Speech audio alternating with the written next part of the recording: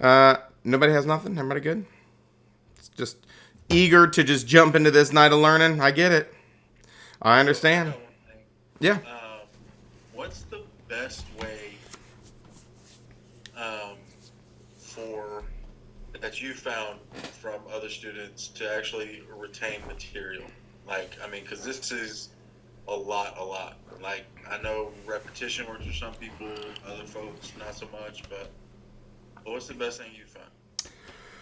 I would say first and foremost, as you just mentioned, repetition is critically important. I mean, I don't know how valid it is, but they say that the average human brain needs to hear things at least 7 times before it really starts to retain it. And this stuff is just some very unique information that most of you have not heard before, and or you've heard it wrong or learned it wrong. So my recommendation for the repetition piece is, of course, we have those videos available. I would say, like, you don't need to see them. If you're driving to work and you got a 50-minute commute, pop one on in your phone, play it in the background. And that's going to be especially important when we get to certain chapters like valuations and financing, because those are even harder to retain the information, because there is just so much to it and there's so much vocab to it. So I would say any opportunity you get, play it in the background so you can just rehear it, and it starts to click. And then the other thing that I really, and I can't stress this enough, it's one thing to know it, but it's so much more important to be able to regurgitate it in the appropriate test taking format. And that's why those quizzes exist. And so the thing that and this is what I did back in the day, like I'll never forget it. I was one of those people, and I kind of warned y'all on day one that this is a hard class, and I was one of those people that I've never studied a day for anything in my life. Like, you put a test in front of me and I could ace it my entire life, but I did not want to take this class again. So somebody gave me the same advice I gave y'all. So what I would do is, after learning the material, or the day before, I can't remember, and I would go read the textbook while listening to classical music at my on my headphones. And then what I would do is I would take the quizzes in the back of the book. Now yours are digital, so it's even easier. And anytime I got one wrong, I would note what that concept was about. And then I'd go back to the textbook and I would reread that concept. You have to understand why you got it wrong. It's not enough to know what the right answer is. You have to understand why you got it wrong, because typically there's some type of disconnect in how you understand something or the way that the question was posed. And I think those two things are critically important. Listen to it, and then take the quiz, note what you got wrong, reread it, and then weeks from now, retake that quiz, because you will forget it. And so you've got to go back. Are you still remembering it 3 weeks later? Is going to be a critical piece there. Ashley says Quizlet. Quizlet's great, but be cautious. Quizlet's really only useful in a lot of respects for national, which is a very big testable piece. But there's just not like a whole lot of that I've seen. Now, I mean, I may have missed them, and I don't really look into it that much. There's not as much useful things out there in the way of like the North Carolina portion with things like Quizlet. So just be careful. But yeah, it is good. Shock therapy is also highly motivating. That's exactly right. Yeah, hook yourself up to a car battery every time you get a question wrong. Just, buzz yourself. You'll get there eventually that way. Yeah, all that. What you got, Donna? Hey, good evening. How representative are the practice quizzes to your exam in class? Are they highly representative, or because they seem to test really basic concepts? So I wasn't sure. So you will find that your quizzes, the ones throughout the program are more representative of, like a publisher style, which is fine, because there's a good chance that you will see questions like that on the state licensing exam. When you get to things like the practice midterm and the practice final, they'll be a little more analytical. They will be a little more situational. Those will be a little more representative. But I would say on my test, there's a fair mix of regurgitate the information and be able to analyze some deep concepts. There's some of both. And that's why we kind of have a design to get not exposure to just one style of question, but multiple different styles of questions, because some are written by me, some are written by other instructors, some are written by publishers, and there's just not... there's no one size fits all. You get a mix, and I'll tell you why you get a mix, Donna. A lot of questions on the state licensing exam do come from a publisher, or the test provider, which uses psychometricians to write their questions. But North Carolina did a very unique thing whenever we switched testing providers, and they actually allowed us as instructors to come into an item writing workshop where we actually wrote North Carolina-based questions. And then they took them and they reformulated. Some of them they threw out, some of them they kept. So that being said, there was an amalgamation of probably 80, 90 different instructors who had some input on the state exam questions, which is a good thing because we're the ones teaching it. And, it was vetting the materials, and we weren't just relying on a publisher. But to that end, there are going to be different styles of questions, I think, on both my exam and their exam. Yeah. Okay. Yeah. Thank you. That's helpful. Absolutely.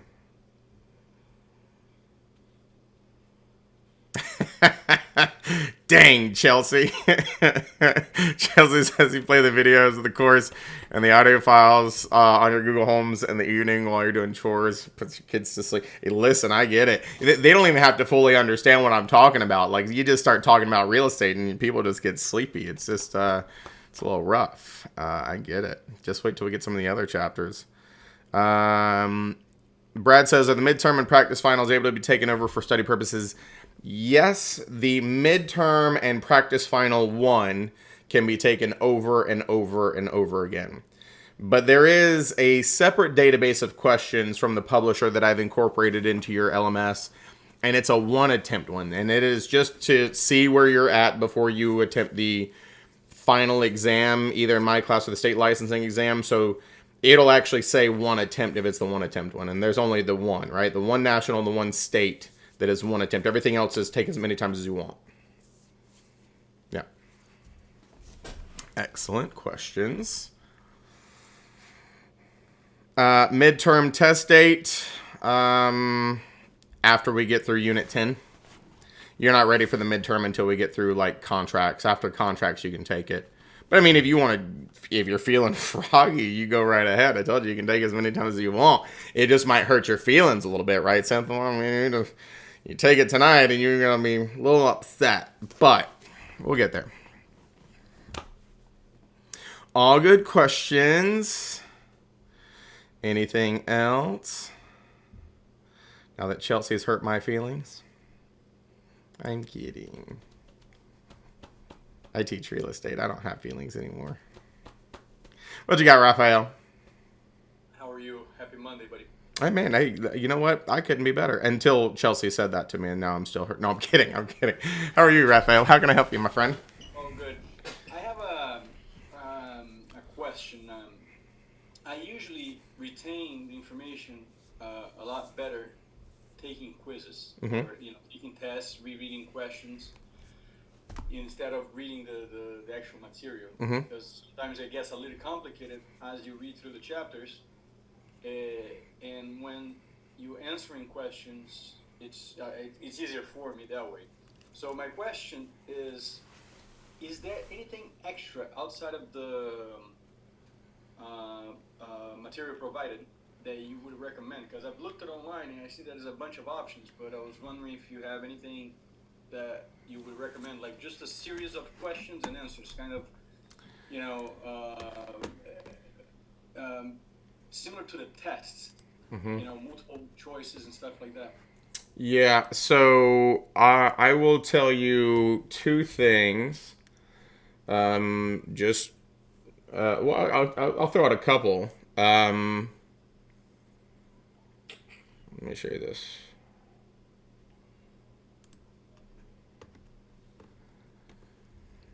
If you look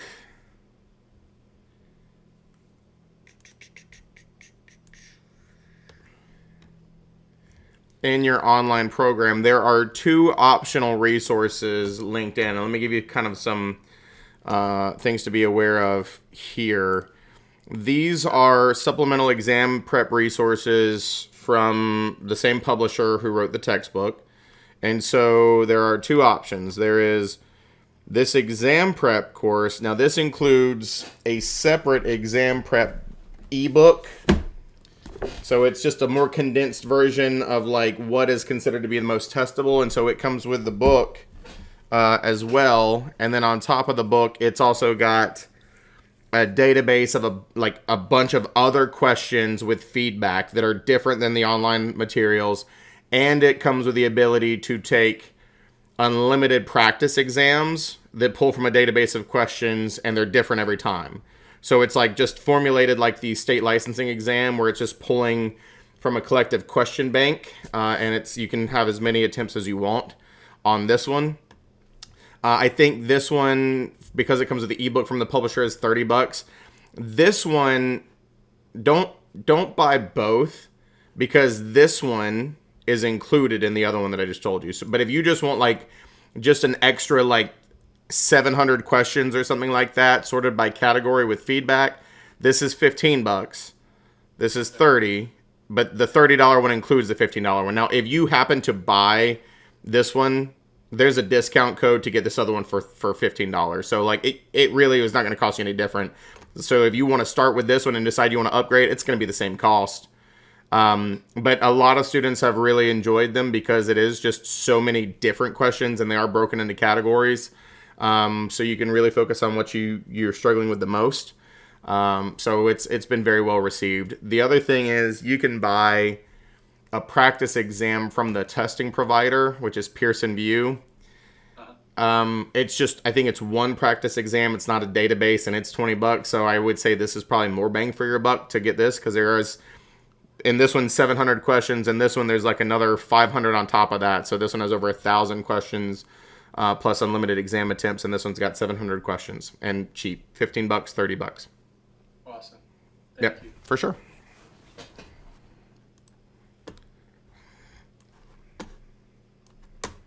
Any other questions?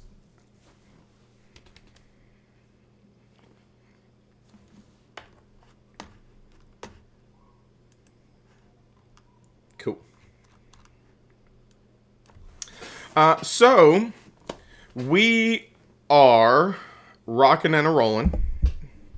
Bree, how you gonna wait till I start talking? Okay, I said any other question. You're like, I'm gonna wait till this man starts going on his spiel, and then I'm gonna raise my hand. That's ruthless. I'm trying to find the question. I texted it to myself. Okay, what you got? Earlier, I was reading through like the liens and stuff. Mm-hmm. Could you help me understand? Okay, so with title theory states, I'm trying to understand the difference between equitable interest and equitable title. When it comes to like, it was just throwing me off. Could you kind of like explain that? Yeah, I will give you a very abridged explanation, because we are going to get into that very in depth in the financing section. Okay. So you just have to have a loosey-goosey understanding.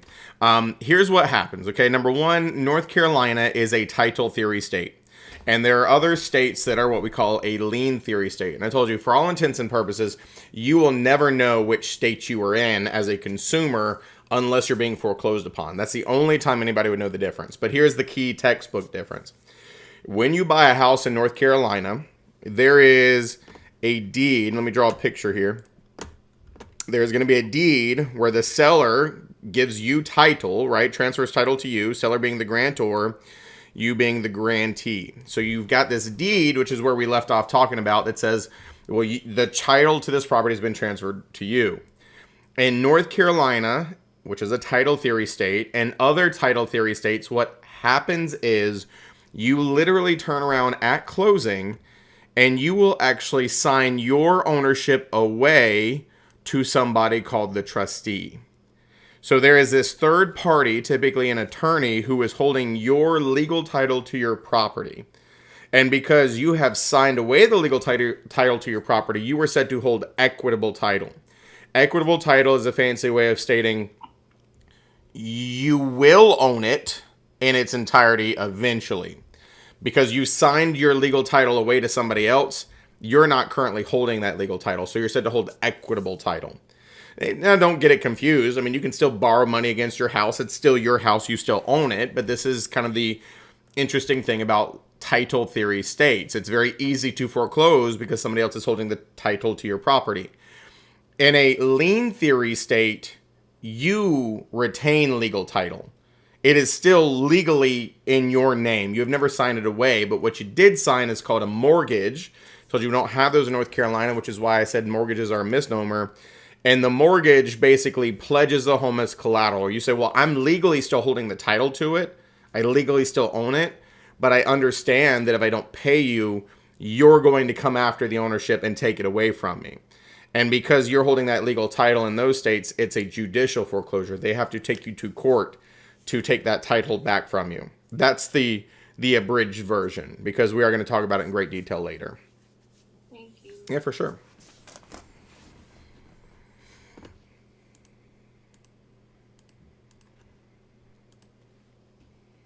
Any others?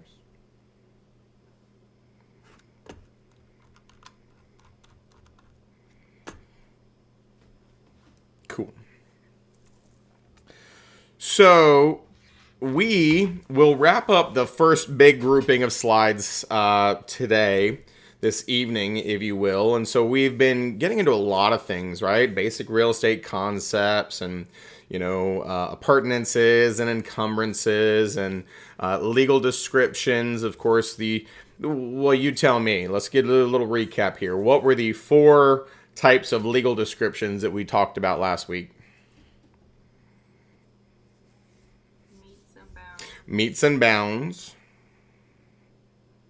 Plot. Something. Rectangular survey system? The government rectangular survey system. Sometimes it's called the government survey system. Yep. Lot and block. The lot and block, which is also called reference to a recorded plat. And then what was the last one?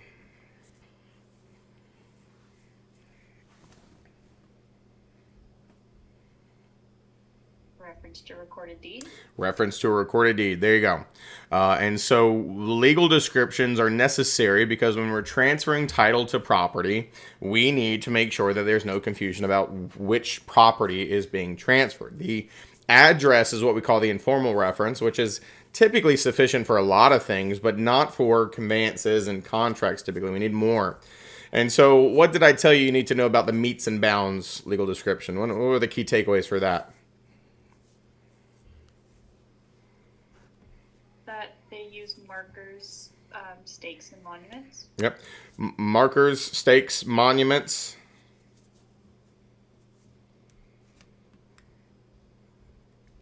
Minutes, degrees, point of beginning. Using the original 13 colonies. And also that the directions and the distance are called calls.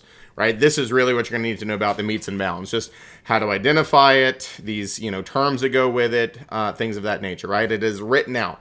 There's no picture. It's words that tell you where to start, where to go, and it goes clockwise and all of that jazz. Okay. What about the government survey system? What did I tell you you really need to know about that one?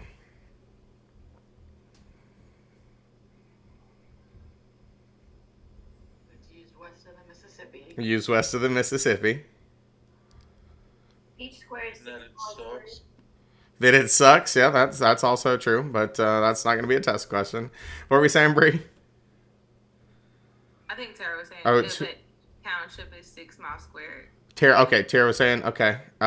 6 miles square for a township. That's exactly right. 6 miles by 6 miles.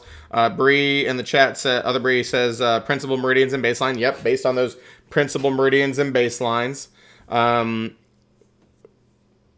Jack says 640 acres in a square. Unfortunately, Jack, it's all square. So you can't say the word square. 640 acres in a what? What is that? What do we call the square that you're referring to? Section. A section. And how many section? There you go. I need to put it on the chat page. Okay, you didn't even let me ask the question, Paige. I was getting there, and then you just rained on my parade. You should be ashamed of yourself. How dare you, Paige? 36 sections in a township. Which section is on the top right? 1. Which section's on the bottom right? 36. 36. There you go. All of this is true of the government survey system. And then, of course, remember the legal description is smallest to largest. So it was crazy things like the northwest 1/4, the southwest 1/4, the southeast 1/4 of Section 5 of Township 3 North, Range 5 West, or something like that. So that was the other ones. Of course, plat maps, just drawn up, pretty pictures, lot whatever, of phase whatever, of subdivision whatever, as seen as in Book of Maps, page whatever, and the county registry. And then, of course, reference to recorded deed works, because when we refer to a specific deed that's been recorded in the Register of Deeds, it always has another legal description on there, like the lot and block, like the meets and bounds, like something else. And so it kind of, by default would reference it. So then the other part that we left off on was, of course, a really obnoxious section. Not to say that they're not all obnoxious, because they really kind of are. But we started talking about deeds and certain things that deeds had to be, didn't have to be. And so the contradictory thing that drives me nuts, and I'm sure it drives you nuts as well, as I told you, in North Carolina, we don't, in a real estate transaction, we don't consider you the owner until we have recorded the deed in your name. You are not getting the keys until we've recorded the deed in your name. So don't think about the real world. Yeah, in a real estate transaction, we always have it notarized. We always record it. But for all intents and purposes, you have to understand that a deed that was neither notarized nor recorded, as long as it contained these other elements that you see on my screen, it would still be considered valid between the grantor and the grantee. And so we said that it's effective or enforceable against third-party claims once you record it. And the third parties, I mean, other buyers that the previous owner may falsify or try to sell it to under fraudulent pretenses. Also understand that you would also be protecting yourself from any creditors of the previous owner. Because if the previous owner is being looked at by lien holders, creditors, anybody like that, and it looks like as the public record says they still own it, other creditors may go after that piece of property. And so you would record it to ensure everybody, as constructive notice, I told you is what we call it, that you are the owner of record, that this has happened. So just be very careful with the questions, because if we're asking you if it's valid and it contains those things on the left, the answer is yes. If we're asking if you're fully protected with only the things on the left, no.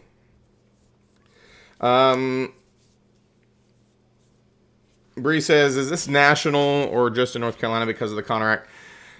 This is national. The thing is,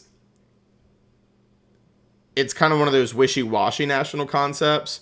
The stuff on the left is all true of all states, but some states do want them to be notarized. Some states do want them to be recorded. It's technically North Carolina that they're still considered valid without. That being said, just be very careful with these questions. Are you on the national side or on the state side? And what is it really asking? But there's not going to be a lot of questions like this, right? Like, this is just so much like, but it's not going to be like terrible, terrible questions. So just be careful with it.